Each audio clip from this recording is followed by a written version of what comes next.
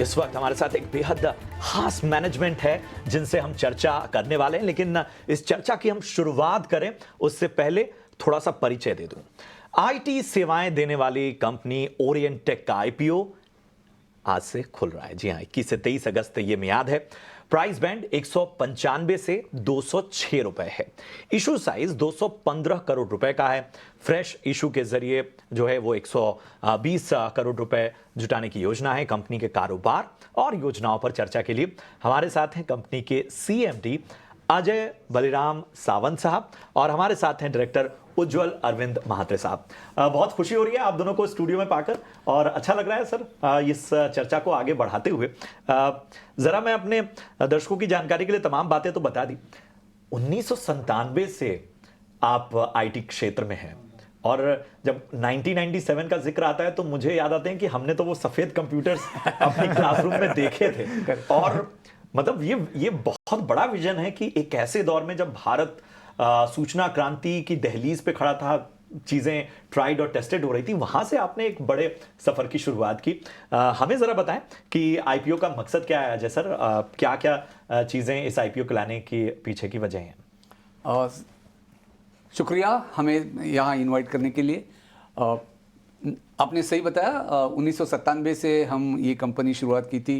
हम चारों प्रोफेशनल जो है वो इस कंपनी के प्रमोटर्स इंजीनियरिंग ग्रेजुएट्स है मुंबई यूनिवर्सिटी से, और हम लोगों का एक विजन हम लोगों ने बना के रखा था कि इंडिया में आईटी को आगे लेके जाने का। तब हमारे सभी साथी जो थे स्कूल और कॉलेजेस के, वो सब यूएस और यूरोप में अपने आप को मूव करने के लिए देख रहे थे। बट तब हम लोगों ने सोचा इंडिया में हम रह के ये कंपनी आगे चलाएंगे और आईटी को लेके और बढ़िया करेंगे। Coming back to your question, ये जो आईपीओ क्यों लेके आए, 1900 थे वो एरा से लेके आज का आर्टिफिशियल इंटेलिजेंस का जो सफ़र है, ओके, वो हम लोगों ने हमारे खुद के पैसे से चालू किया था। कोई वीसी नहीं, कोई पीई नहीं, और आज तक हम लोगों ने जो किया हुआ है हमारे बदौलत किया हुआ है। बट आगे चल के हम एक बड़ा लीप लेना चाहते हैं, एक बड़ा जंप लेना चाहते हैं, क्योंकि हमारे बाकी जो बड़ी बड़ी कंपनियां आप अगर देखोगे आईटी इंडस्ट्री में काफ़ी अच्छा कर रही है, इंडिया में भी और इंडिया के बाहर भी।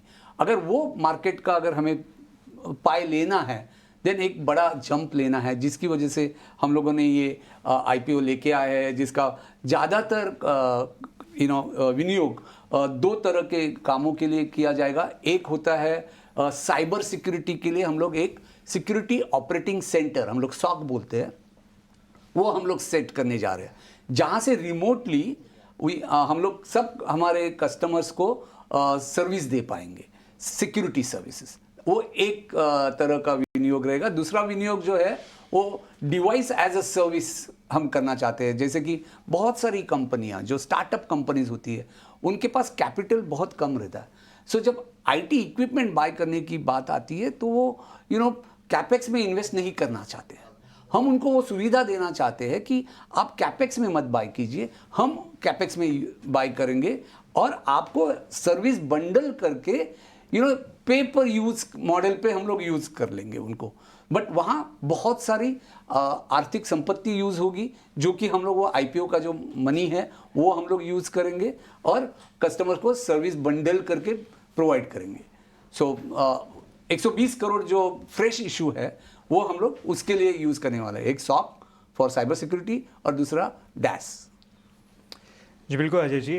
तो उज्जवल जी, मेरा सवाल आपसे है सेम इस पे डिवाइस एज अ सर्विस पे ही, इसे थोड़ा और अगर आप विस्तार से बता सकते हैं कि 120 करोड़ में से कितना कंपनी इन्वेस्ट करने वाली है। मेरे ख्याल से कुछ 70 करोड़ का बताया गया है जो इन्वेस्ट करने वाली है। साथ ही इसमें से कितना हम एक्सपेक्ट कर सकते हैं रेवेन्यू कमिंग टाइम में, कितना कंट्रीब्यूट कर सकती है टोटल रेवेन्यू के लिए?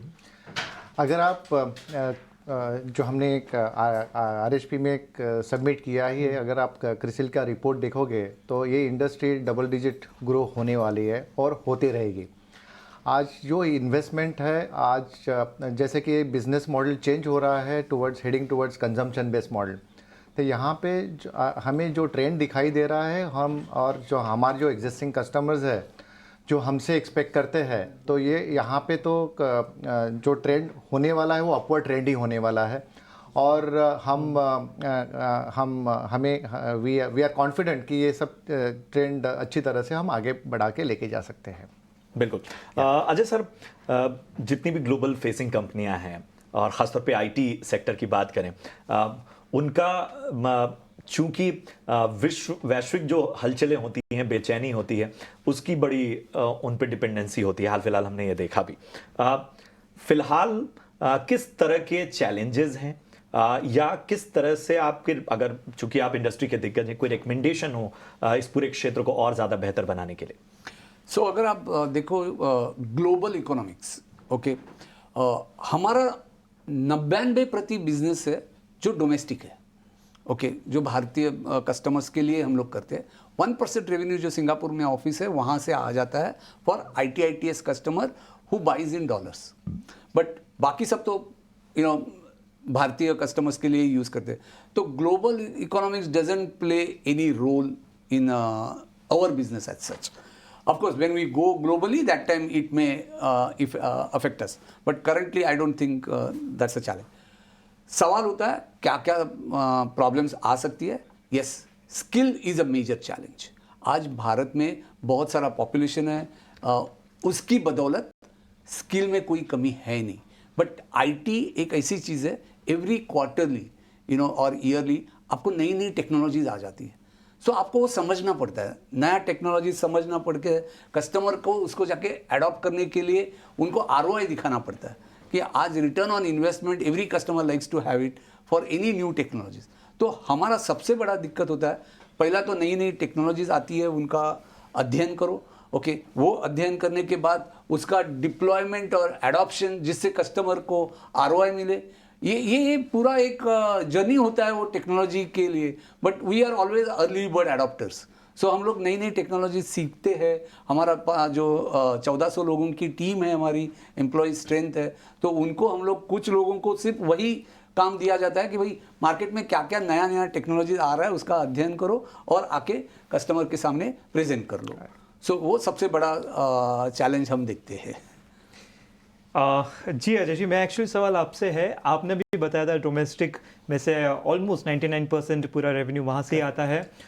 तो मैंने एक रिपोर्ट में पढ़ा था कि आप जो सिक्योरिटी ऑपरेटिंग सेंटर खोल रहे हैं वहाँ पे में, वो शायद ग्लोबल क्लाइंट्स को कैटर करने के लिए कर रहे हैं। तो क्या ऐसे बोल सकते हैं कि ग्लोबली आपका रेवेन्यू शायद और बढ़ने के यहाँ पे ज़्यादा चांसेस हो सकते हैं? बहुत बढ़िया ऑब्जर्वेशन है आपका, क्योंकि जो हम लोग अभी देख रहे हैं, India is growing, okay, but margins there is a constraint, okay, Indian customers do not pay for service, okay, और वो हम सब जगह देखते हैं, राइट, सब्जी मंडी में भी जाते हैं तो कुछ ना कुछ तो फ्री मिलता है क्या, हम लोग देखते रहते हैं। सो IT industry remains the same. हम लोग ज़्यादातर कस्टमर को वेरियस सर्विसेज देते हैं, बट कस्टमर उसका पैसा जितना चाहिए जो ग्लोबल कस्टमर देते हैं उतना इंडिया कस्टमर में मिलता नहीं है। सो हम लोगों ने सोचा कि थोड़ा सा एक्सपांशन जो IPO से पैसा आ रहा है वो सॉक में बिल्ड करके, हम लोग रिमोट है तो रिमोट कहीं भी दे सकते हो आप, ग्लोबली आप कहीं भी किसी को भी आप प्रोवाइड कर सकते हो सर्विस। सो हम लोग अभी हमारी जो कक्षाएं हैं, भौगोलिक कक्षाएं हैं जो अभी सिर्फ डोमेस्टिक लेवल पे रिस्ट्रिक्ट की हुई है, हाँ, वो हम लोग आगे बढ़ाना चाहते हैं। ठीक है, चलिए आखिरी सवाल उज्जवल सर, मैं आपसे पास आऊँगा, थोड़ा इकोनॉमिक्स की भी बात कर लेते हैं। एबिटा मार्जिन्स अगर हम देखें तो 9% मेरे ख्याल से जो हमारे पास रिपोर्ट है उन लेवल पे है। क्या आगे आपको नज़र आ रहा है इसकी सस्टेनेबिलिटी पे, या अगर हम ग्रोथ आउटलुक को और ज़्यादा बेहतर तरीके से समझें? आज करंट इकोनॉमी देखेंगे, जिस तरह से IT ग्लोबल बूम है, IT is never going to die. आज इवन अगर भारतीय मार्केट प्लेस भी देखेंगे तो आप वहाँ पे IT क्षेत्र बहुत अच्छा खासा कर रहा है, और specially in service delivery fraternity, अगर आप वो देखेंगे तो ये कम नहीं होने वाला है। एंड जितने स्किल्स आपके पास रहेंगे, जितने अडॉप्शन स्किल डेवलपमेंट एक्टिविटी आप करते रहेंगे, मार्जिन कम नहीं होने वाला है और मार्जिन तो बढ़ने ही वाला है। और हम यहाँ पे लंबे टाइम से हैं, लंबे रेस के घोड़े हैं और लंबी रेस तक आगे बढ़ते रहने वाले हैं। बिल्कुल, तो और अहम बात आप अजय सर ने कही कि जो अर्ली एडॉप्शन है, मैं खुद कंप्यूटर साइंस ग्रेजुएट रहा हूँ, हालांकि पत्रकारिता में आने की कहानी लंबी है, लेकिन दिलचस्पी रहती है और बहुत अच्छा लगा सर। बहुत अच्छा लगा आपके कारोबार को लेके आपकी सोच और आगे के तमाम नज़रिए के लिए।